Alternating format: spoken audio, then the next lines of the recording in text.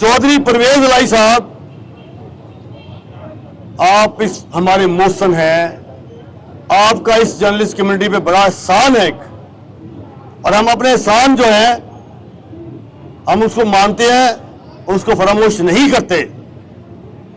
आप इतने बड़े आदमी हैं, आप बुजुर्ग सियासतदान हैं, आप डिप्टी प्राइम मिनिस्टर रहे, आप 2 मरतबा स्पीकर रहे, आप 2 मरतबा चीफ मिनिस्टर रहे।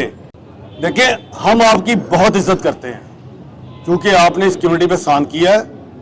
मेरी आपसे ये गुजारिश है कि हम अपनी गलतियों का बिल्कुल उजाला करेंगे। आप बुजुर्ग आदमी हैं, आपको ये शेवा नहीं देता कि इस काम में आप इन्वॉल्व हो। आपकी इज्जत हमारे लिए बहुत मुकद्दम है। चौधरी साहब, आप मेरे बड़े हैं, इंतहाई माजरत के साथ कि हम अपनी बड़ों की इज्जत करना जानते हैं। आपसे गुजारिश है कि हम कल भी आपकी इज्जत करते थे, आज भी करते हैं और इंशाल्लाह आने वाले वक्तों में भी आपकी बहुत इज्जत करेंगे।